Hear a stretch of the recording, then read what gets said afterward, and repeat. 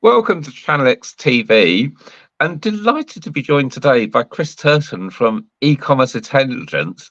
And we're literally speaking a day after the ChannelX Conference 2024, where Chris kindly hosted one of the streams for us. So welcome, Chris. How are you?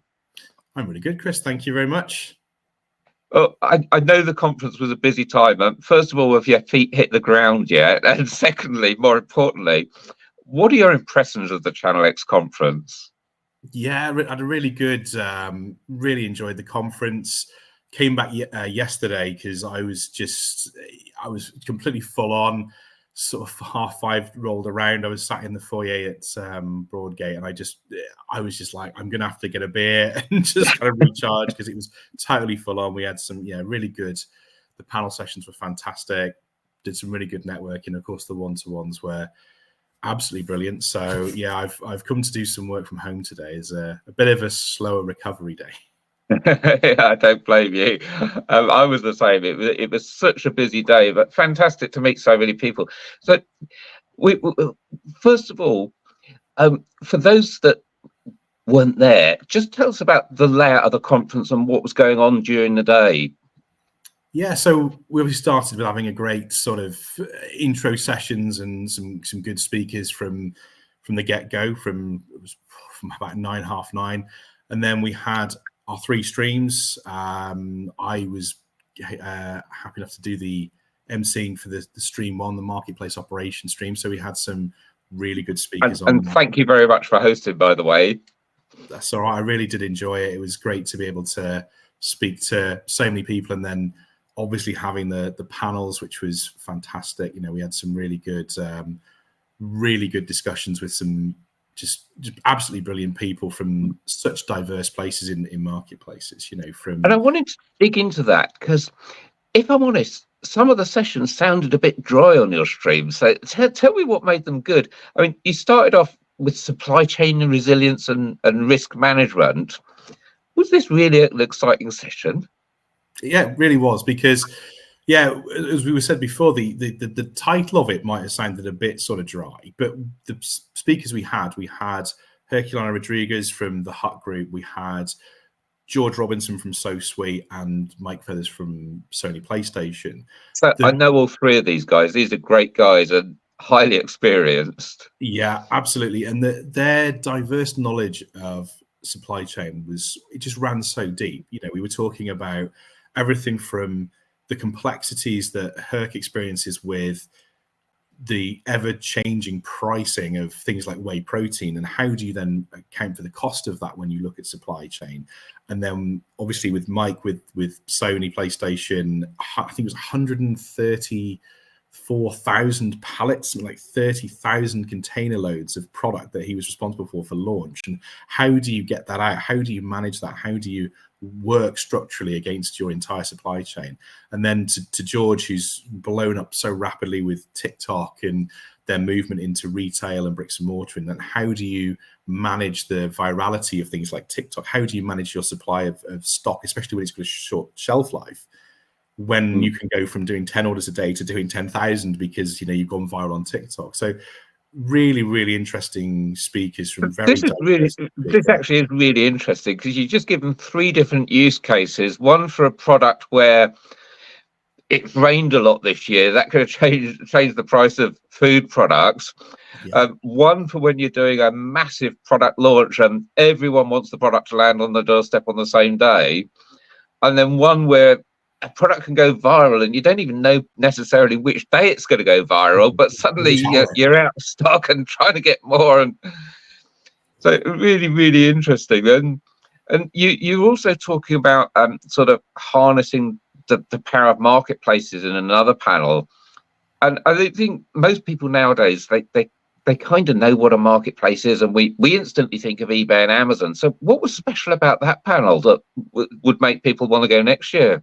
Well, again, we had such a diverse panel of speakers, and we had Sean from Zoo Plus, who they've started growing their brand and developed a gigantic space in the sort of pet products area, and they've grown a big e-commerce brand. But then their next step has been to start their own marketplace, and it really is a interesting step forward from going from one place to the other. And Sean really went into detail about the kind of things that you've got to consider, how the brands work, how the entire process works. And it was really, really fantastic to get speakers on board who were so knowledgeable of such a varied marketplace and how that affects their businesses, because of their product ranges, again, being so diverse that you've got to look at such a wide range of angles.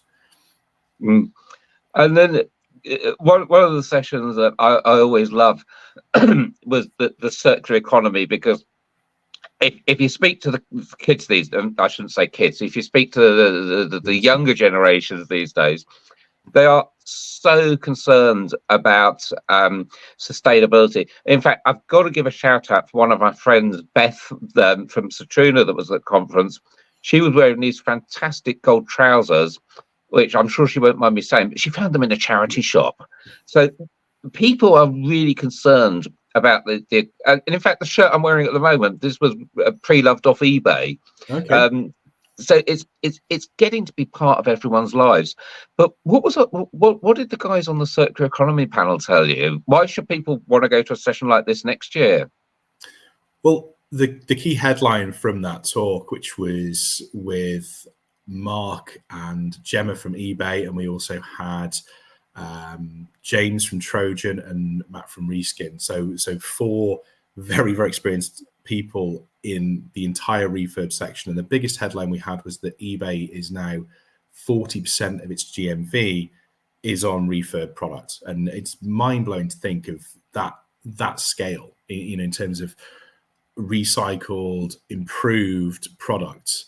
And that was a really fascinating discussion as well, just in terms of how do consumers take that on board, and how will brands take that on board? Because just the whole impact of, the brands want to look at reselling product? Does it show they've got a lot of damaged products that need fixing, and how do they embrace that? Because it looks very much like, from the figures that eBay have given, that that's what consumers want. We've got this cost of living crisis, and how that's developing as well. So there's a huge new emerging market for But I think it goes beyond the fact. I mean, it's an amazing stat that 40% of GMV on eBay is now either pre-loved or refurb. But I think it goes way, way beyond that, because manufacturers are going to effectively have to give products almost a passport in the future, even if they don't want to refurb and sell refurbished products themselves. At some stage, we all know that there's a lifetime cycle for a product, and it's going to have to be disposed of. And product passports are going to tell us what components are in there and what can be recovered. And it's going to be really important. Even if you never refurb a product yourself or recycle it, it's going to happen. So I think this is an area we're probably going to focus on again next year, and probably in even more depth. Is you don't want to sell refurb or recycle, but what do you have to do with product passports? I don't even know that they're going to be called product passports, but it's coming. So I think that's a mega interesting area. Yeah, and then absolutely. At the other end of the scale, from the product life cycle, you also had a panel on the customer life cycle, so customer retention and lifetime value from customers. So what did people learn on that panel, and who was on it? Well, it was really interesting discussion with the panel. We had Tim from the Cotswold Collections, which was interesting because he doesn't sell directly on marketplaces, but we were discussing more about the customer retention and lifetime value for brands effectively. And one of the things that we really discussed was the fact that the ownership of the customer still usually heavy relies quite highly with the marketplace.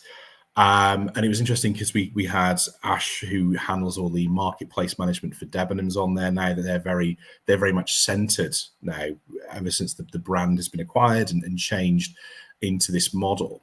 And we were talking about where does the value lie? Who owns the customer? How do you make it cost effective to build brand loyalty? And there was a fantastic discussion there.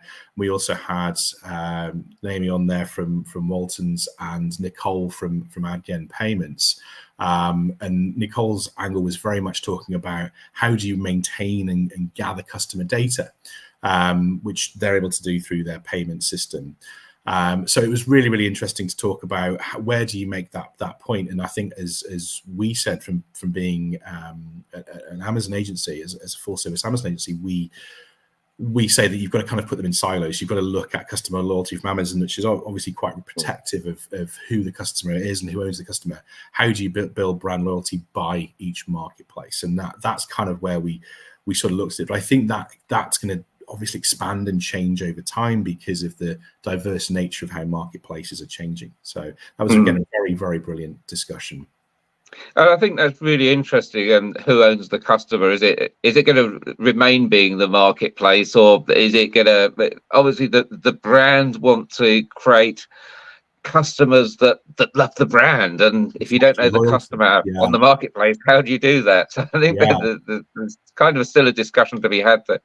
Exactly. So and I was going to say the flip side of that as well is that there's multiple touch points, isn't there, with brands? People are looking for pricing. People see things on social media, but then they go to different marketplaces. There's this whole piece of where do you implement those silos of brand building and brand loyalty?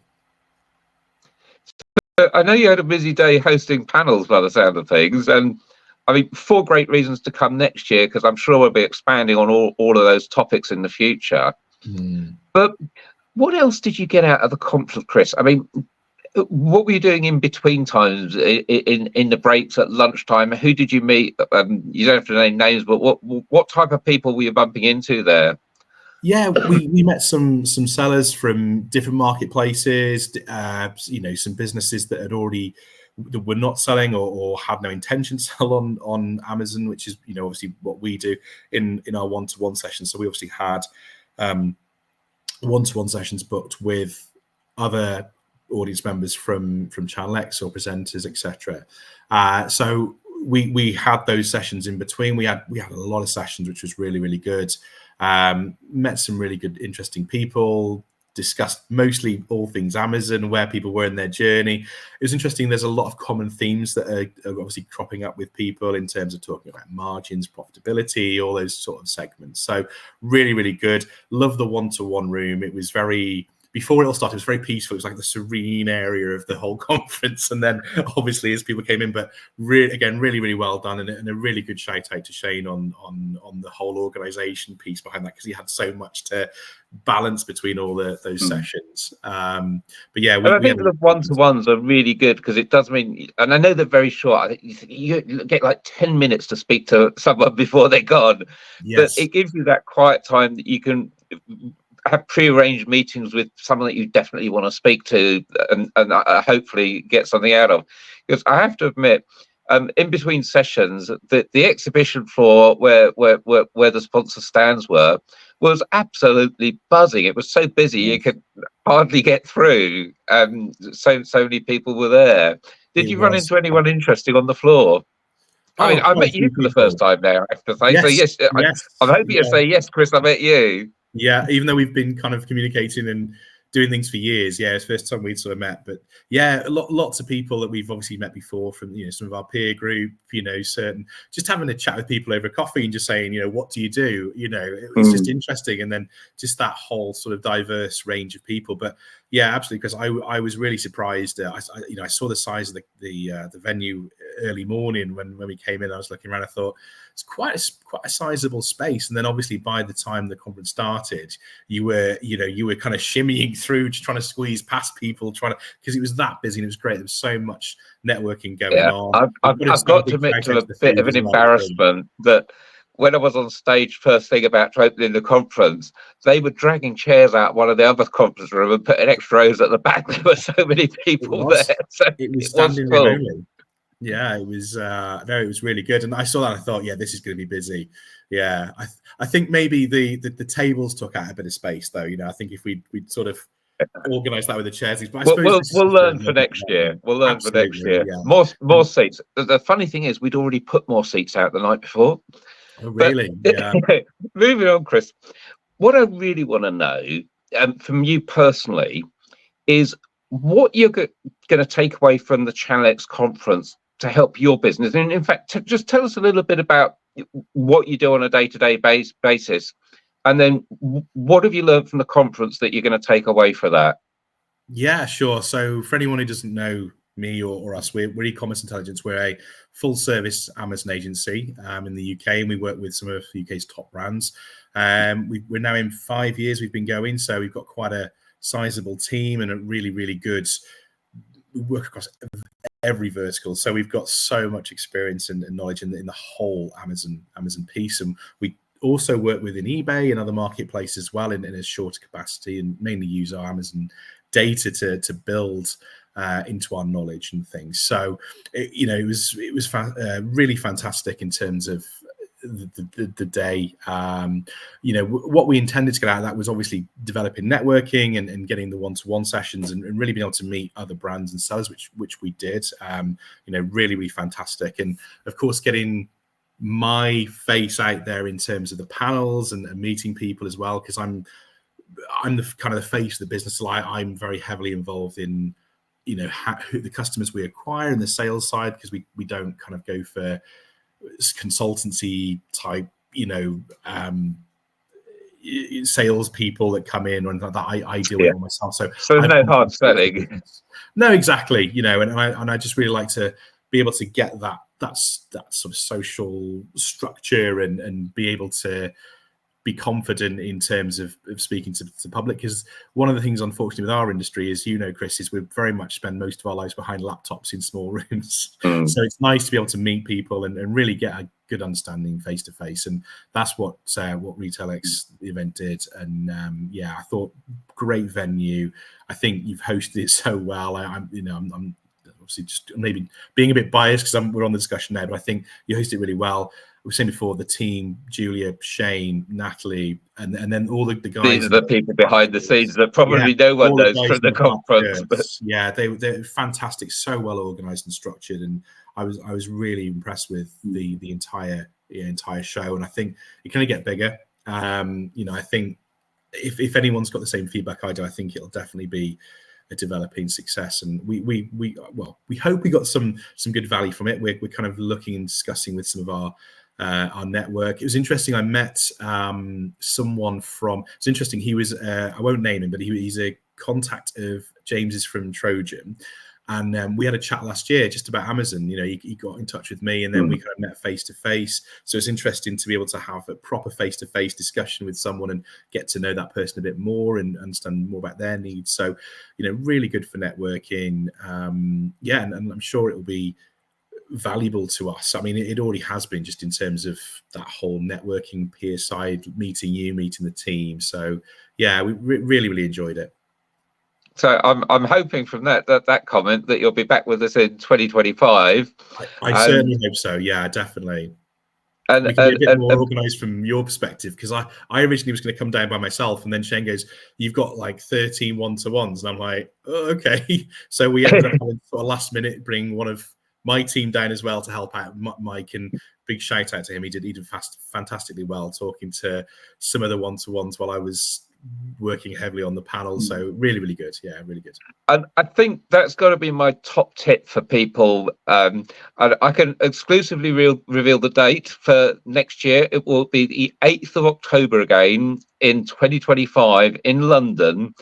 But my exclusive tip for anyone that's thinking of coming to the conference is bring at least one colleague, because there's 3 streams going on. There's so much happening. You can't go to everything. So if you bring 2 colleagues, we've got 3 streams.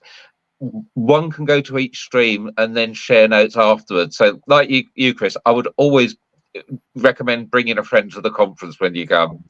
Yeah, that'll be my biggest tip, is arrive early, get set up. Yeah, bring the team, get them prepped. Yeah, absolutely. Chris, thanks so much for your time. And thanks again, Chris. Have a great year with Ecommerce Intelligence, and see you again at ChannelX 2025. We will do, and we'll speak soon.